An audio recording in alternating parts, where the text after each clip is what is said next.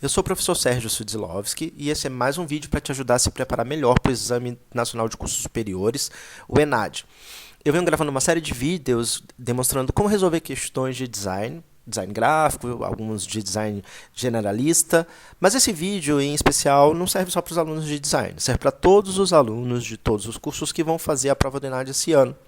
Porque nesse vídeo, apesar de usar exemplos de das provas de design, eu vou falar sobre a construção das questões, sobre a lógica por trás da construção das questões e, sobretudo, como o MEC e NEP, que é o organismo que elabora as questões, elabora a prova e aplica, solicita para nós, professores, que somos cadastrados no banco de elaboradores de questão, as encomendas, ou seja, a elaboração de questões para avaliar conteúdos, habilidades, competências em cada área, como essas questões são revisadas e, uma vez que elas estejam de acordo com tudo aquilo que foi solicitado, são aprovadas e elas entram na prova.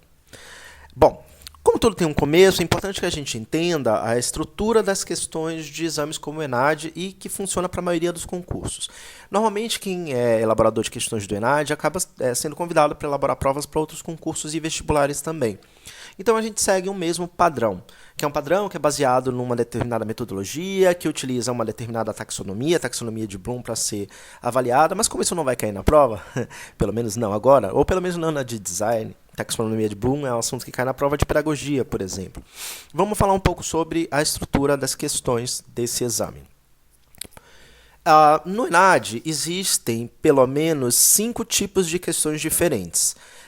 Não é obrigatório que todas as provas tenham todos os tipos de questão, fora a última opção que aparece aí, as discursivas.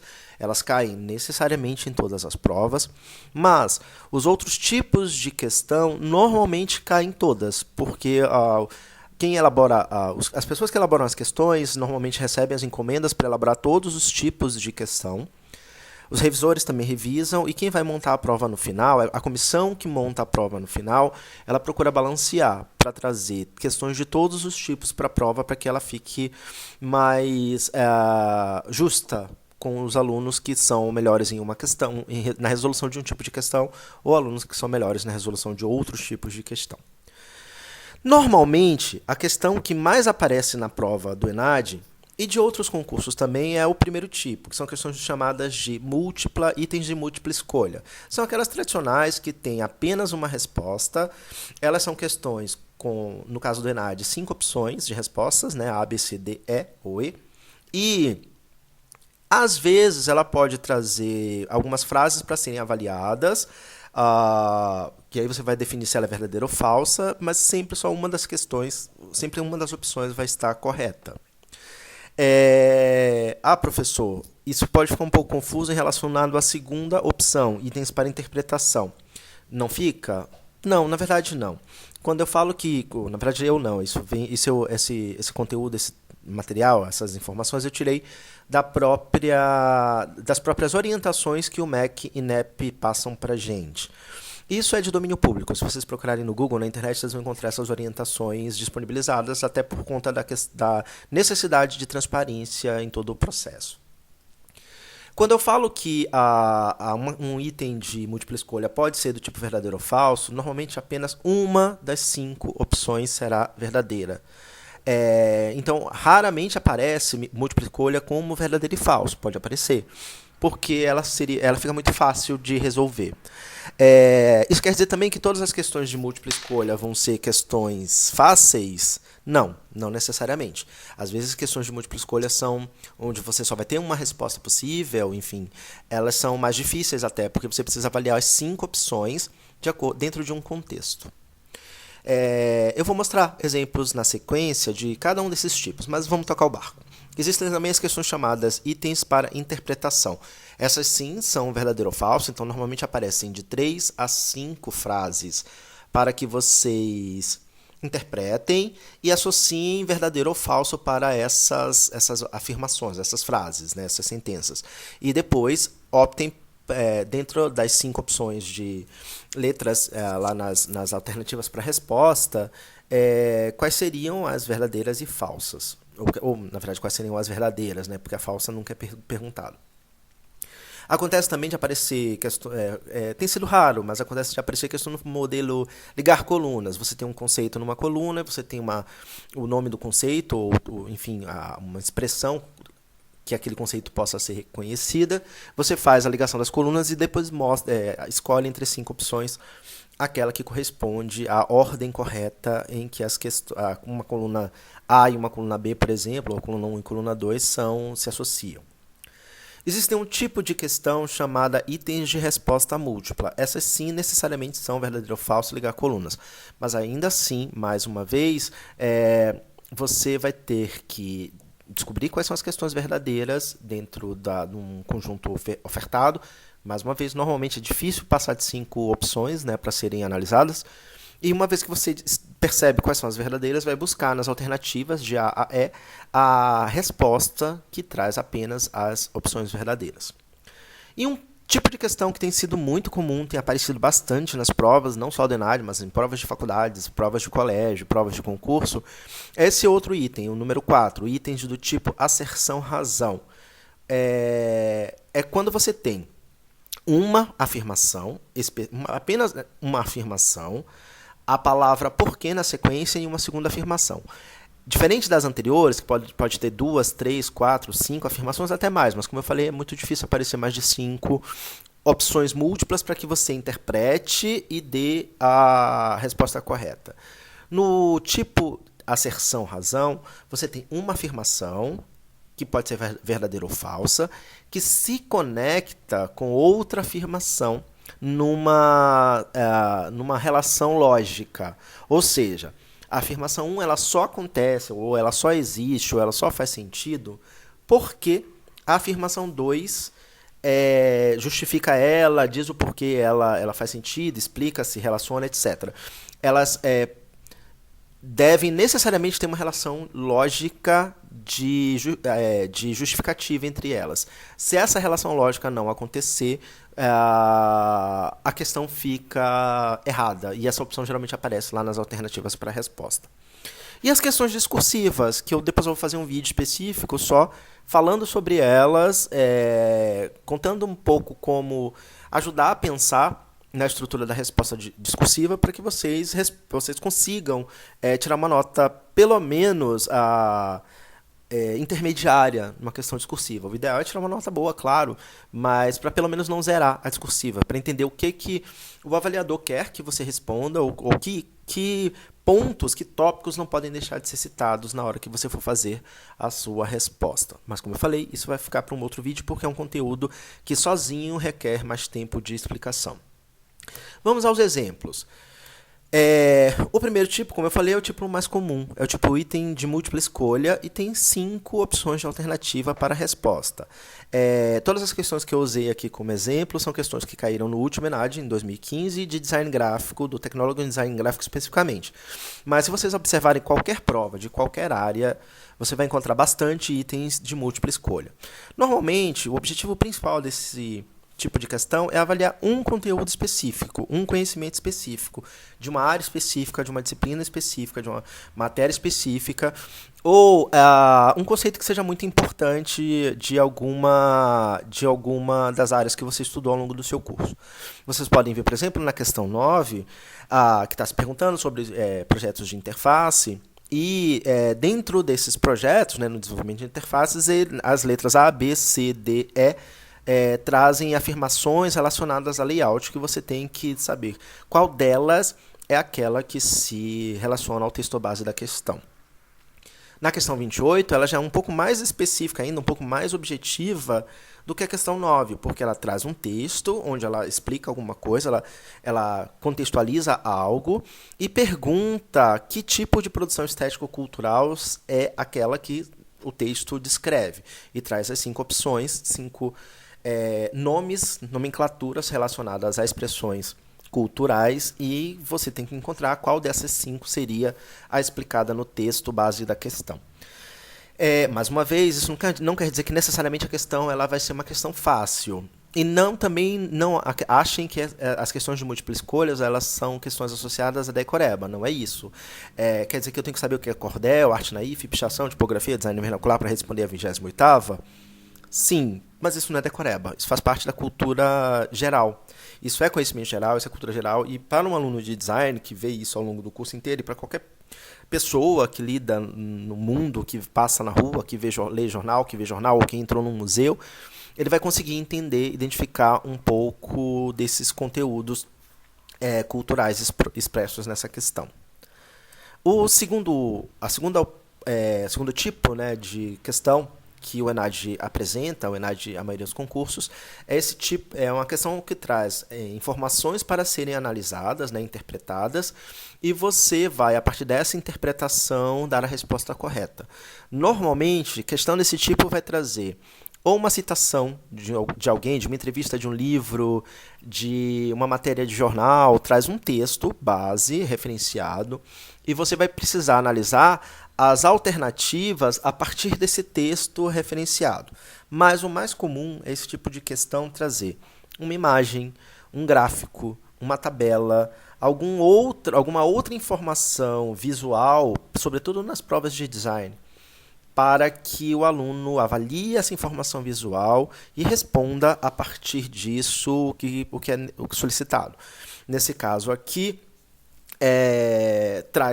a questão apresenta um projeto gráfico, né, um cartaz, de um designer específico, um designer muito famoso na década de 60 e 70, e pede para que o aluno, a partir das informações dadas e da observação, da análise visual desse cartaz, aponte quais são os conteúdos que foram utilizados e necessários para o designer desenvolver esse cartaz. O terceiro tipo de questão que cai bastante é o chamado itens de resposta múltipla. Qual a diferença dele para o de múltipla escolha? É que nesse caso, você vai ter uma série de afirmações, como eu falei, geralmente de 2 a 5 afirmações, e você vai ter que avaliar essas afirmações, definir qual delas é verdadeira, qual delas é falsa, e escolher no conjunto de alternativas de resposta possíveis apenas onde aparecem as alternativas verdadeiras. Nesse caso dessa questão, a questão número 24, aparece no texto base uma afirmação, um parágrafo de afirmação, falando sobre interfaces, objetos gráficos, websites. Aparece uma imagem, que é um fluxograma, não chega a ser um infográfico, é um fluxograma mesmo, demonstrando ligações, né, links entre páginas e recursos encontrados na internet, como vídeo, áudio, texto, etc. E, a partir do texto e imagem, vocês precisam avaliar 3 frases, 3 afirmações, e dizer quais dessas 3 afirmações seriam verdadeiras ou falsas dentro do contexto apresentado. Na sequência, como eu falei para vocês, aparece um tipo de questão chamada asserção-razão, que é uma questão que tem caído muito nas provas. Acho que, pelo menos 1/3 das provas que eu tenho analisado, elas apresentam muitas questões do tipo asserção-razão. Por quê? Porque ela exige um grau de conhecimento e de integração de conhecimentos do aluno que faz com que essa questão ela precisa ser o aluno, para responder esse tipo de questão, ele precisa demonstrar que ele realmente absorveu aquilo que está sendo solicitado na questão, que ele realmente aprendeu, realmente experimentou, realmente vivenciou, realmente sabe daquilo que a questão apresenta. Ela normalmente traz no seu texto de apoio uma pequena introdução, como aí no caso, que está falando da Associação de Design Gráficos Brasileiros, está falando do Código de Ética. Com texto. Esse primeiro parágrafo ele não é um parágrafo imprescindível para a avaliação das alternativas, das asserções abaixo, mas ela é contextual. Uma vez que esse contexto é colocado, aparecem as 2 afirmações que você precisa avaliar. Elas separadamente, se elas são verdadeiras, e a correlação entre as 2. Então, nesse caso aí, por exemplo, eu vou ler essa questão, não li nenhuma das outras, mas eu vou ler essa questão para ficar mais claro o que está sendo, o tipo de lógica e de raciocínio que é pensado na hora de se escrever essa questão. O contexto é: a Associação dos Designers Gráficos Brasileiros, ADG Brasil, foi fundada em 1989, com o objetivo de fortalecer o design gráfico brasileiro e, há mais de 25 anos, atua para a consolidação da profissão por meio de diversas ações, inclusive no desenvolvimento do Código de Ética Profissional do Designer Gráfico. Isso é contexto, como eu falei. E aí vem o comando da questão. A partir dessas informações, avalie as asserções a seguir e a relação proposta entre elas. Ou seja, não adianta só definir se elas são verdadeiras ou falsas. É preciso estabelecer uma relação entre elas duas. E aí a primeira asserção fala: o designer gráfico deve, quando consultado, orientar de forma expressa seus clientes e empregadores, oferecendo-lhes, após cauteloso exame, elementos preciosos a respeito do assunto questionado. Porque o Código de Ética Profissional do Designer Gráfico da DG Brasil proíbe aos designers gráficos... tem um erro de grafia que eu acabei de perceber, mas isso eu copiei da prova do ENAD. Então, na prova do ENAD estava errado dessa forma. Mas vamos lá.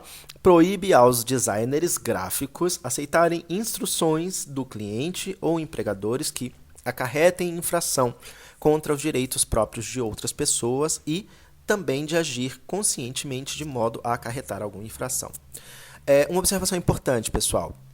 Sérgio, vocês poderiam perguntar. Sérgio, tem erro de português na questão, o erro de grafia, né, porque o plural está errado. Essa questão poderia ser anulada por causa desse plural? Não. Não, porque o plural não interfere na avaliação da questão. Então, se vocês forem lá observar, é muito difícil que alguém não tenha tentado impugnar essa questão, mas ela não foi uma questão anulada. Ela é uma questão válida. Ela entrou, ela foi, aconteceu e ela está aí. Como eu falei, na hora de responder, o que você precisa saber é se a questão 1 é verdadeira, a 2 é verdadeira e se elas se correlacionam. Se a 2 ela é uma justificativa plausível da 1, como aparece nas opções de resposta. As asserções 1 e 2 são proposições verdadeiras e a 2 é uma justificativa correta da primeira. As asserções 1 e 2 são proposições verdadeiras, mas a 2 não é a justificativa correta da primeira. E aí vão as alternativas de resposta possíveis para vocês avaliarem, analisarem e dar a resposta correta. Mais uma vez, por ela exigir um raciocínio lógico, uma atenção e uma compreensão do que está sendo colocado, sobretudo uma análise de texto, né, interpretação de texto muito forte por parte do aluno, e acho eu que nos últimos anos a interpretação de texto tem sido uma das coisas mais cobradas no ENAD. E aí vocês podem até falar, professor, mas não é uma prova de português. Português é a nossa língua mãe. Design faz parte da área de comunicação. Está ali juntinho, é uma ciência social aplicada, está junto com comunicação, sobretudo design gráfico. Design gráfico já foi chamado de comunicação visual aqui no Brasil. Até os anos 2000, muitas habilitações eram chamadas, habilitações de design gráfico eram chamadas de comunicação visual. E até hoje, muitos cursos ainda são chamados de comunicação visual também. Então, é importante, a interpretação de texto, cada vez mais, tem um peso grande na prova. Então, essas questões do tipo acessar uma razão têm caído muito. Fiquem espertos, treinem bastante, procurem as provas antigas, tentem responder todas elas, porque só treinando na seção razão e interpretação de texto, sobretudo, vocês vão se dar bem nesse tipo de questão.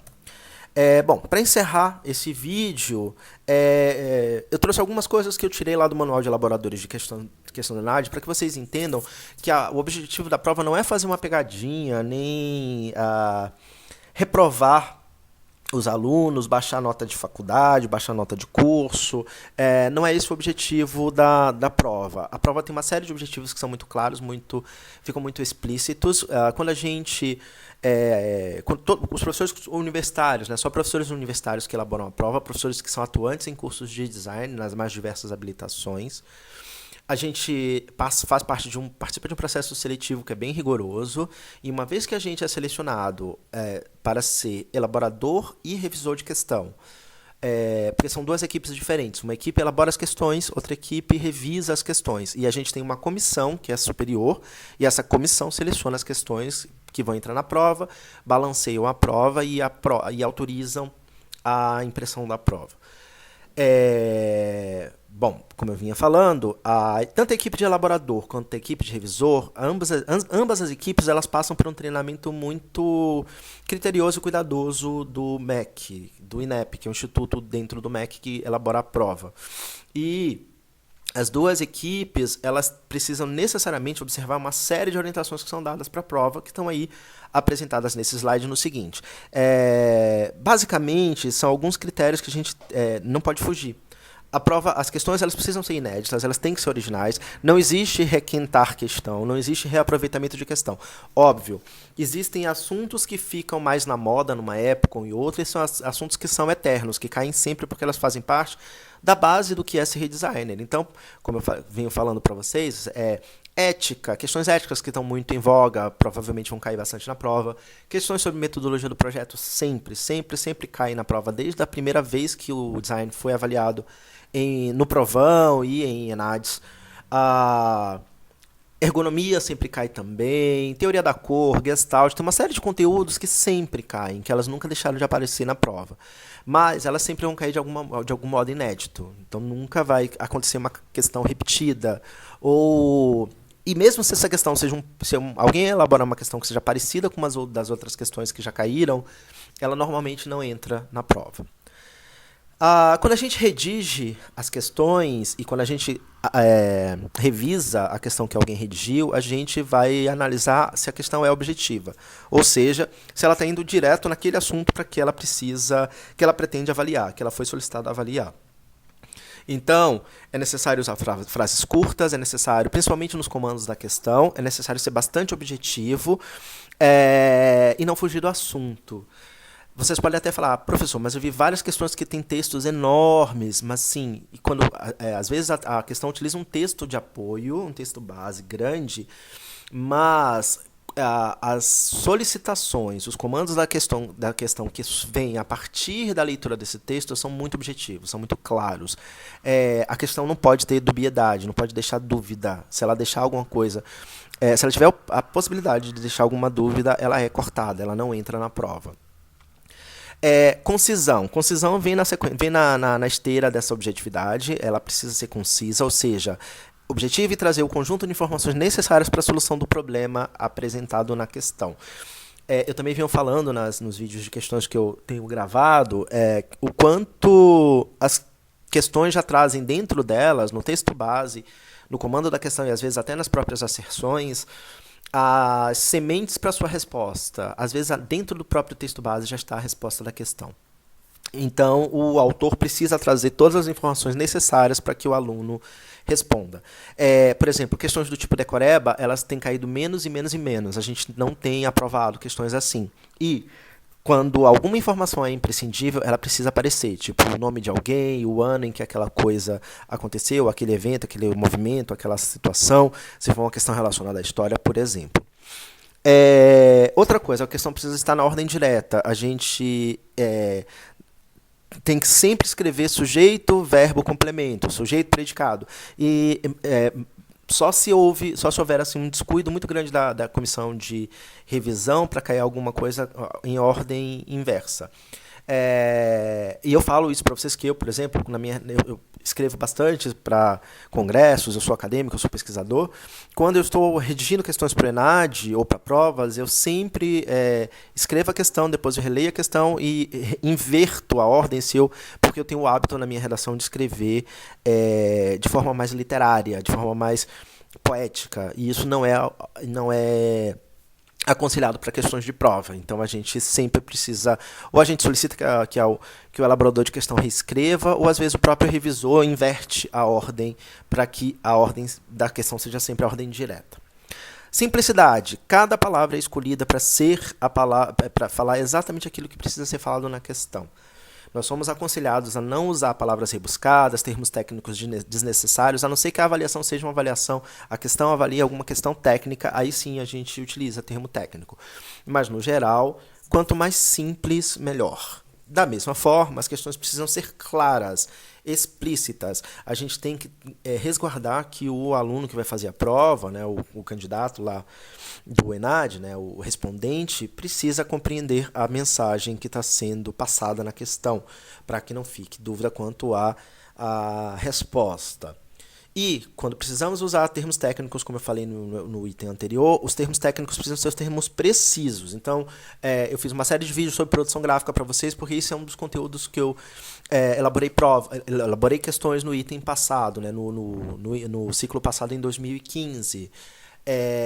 Eu tinha que ter um cuidado extremo de usar os termos técnicos exatos, precisos, para cada área. E se existissem termos técnicos que fossem múltiplos, por exemplo, se quando eu escrevia uma questão sobre projeto editorial e eu queria falar do modelo, mockup do projeto editorial, aquela primeira impressão que a gente faz para ver se tudo está correto, eu tinha que colocar que esse modelo, né, inicial, ele é chamado de boneco ou boneca, a depender da região do país. Dependendo de que lugar do país a gente esteja, porque no Sudeste, por exemplo, costuma se chamar de boneco, no Nordeste costuma se chamar de boneca, a boneca da revista, ou boneco da revista. Então, a questão precisa deixar muito claro esse tipo de termo técnico para não gerar dubiedade. A prova é uma prova nacional, a gente não pode esquecer disso. Precisão. Ou seja, a gente não pode deixar dúvidas quanto à sua interpretação. Percebam, quase todos os itens reforçam, batem nessa tecla que a prova precisa ser muito simples, objetiva, acurada, a questão precisa ser muito precisa, porque não pode surgir dúvida quanto à interpretação, e só uma resposta pode ser a resposta correta. Na hora que a gente redige também, a gente é aconselhado a evitar adjetivos e advérbios, ou seja, evitar muitos qualificadores, principalmente quando são questões do tipo asserção-razão, ou questões de interpretar expressões e frases, porque os advérbios e adjetivos tendem a trazer subjetividades, imprecisões, ambiguidades, e pode atrapalhar o julgamento do aluno que está fazendo a prova. Da mesma forma também, a gente tem que ser muito correto na linguagem. Vocês acabaram de ver que eu peguei, e olha que eu já usei essa questão em diversas provas, eu já usei essa questão em diversos outros momentos, e eu não tinha notado que ela estava errada. Até porque normalmente eu copio o texto e coloco na prova, eu não faço um print da prova exatamente como eu fiz agora.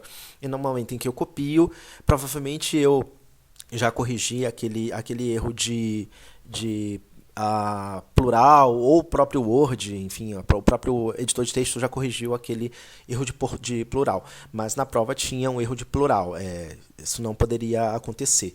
A gente tem que sempre adotar o padrão culto da língua, evitar gíria, evitar linguagem muito coloquial, evitar modismos, principalmente hoje em tempos de internet, então a gente tem que ser muito cuidadoso para não usar modismos ou coloquialidades, a não ser que a questão peça isso. Por exemplo, é possível que caia um meme na prova para que esse meme seja analisado. E vocês podem falar, professor, mas o meme não está dentro do padrão culto de linguagem. Mas o meme faz parte de um padrão de comunicação contemporâneo, da atualidade. Então, eu acho muito possível e provável que caiam memes na prova para que vocês analisem enquanto designers gráficos. Adequação. Toda questão, todo elaborador de questão e revisor também, ele recebe uma encomenda, ou seja, a gente recebe um formulário dizendo tudo aquilo que a gente precisa ter na questão, o nível de dificuldade da questão, o conteúdo ou os conteúdos que essa questão precisa abordar, que áreas do conhecimento, que disciplinas dentro do campo do design, entre outras coisas. E aparece também que área do perfil profissional a gente vai estar avaliando, ou a gente pretende avaliar, que tipo de recurso precisa fazer parte ou não da questão, entre outras coisas.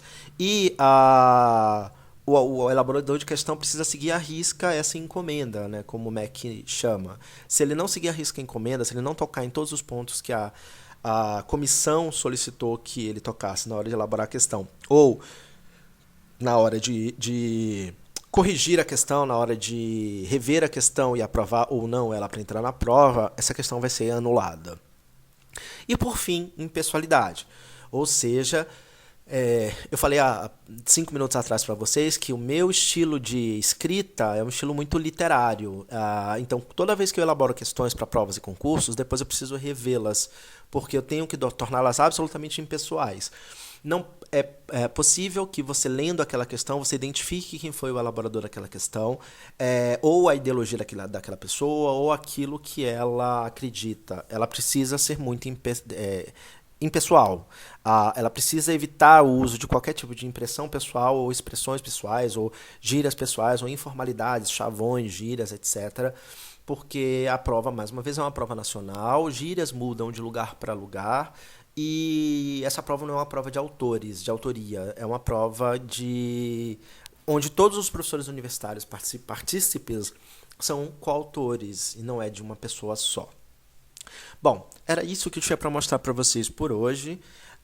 Se vocês ficarem com qualquer dúvida em relação a essas questões, essas coisas que eu coloquei, se vocês quiserem saber o gabarito das questões disponibilizadas, eu vou fazer vídeos específicos depois explicando como resolver essas questões. Mas caso vocês já queiram saber o gabarito delas, manda uma mensagem para mim, ou por meu e-mail, ou pelas redes sociais, que eu mando a resposta para vocês e tiro todas as dúvidas com o maior prazer. Até a próxima. Tchau.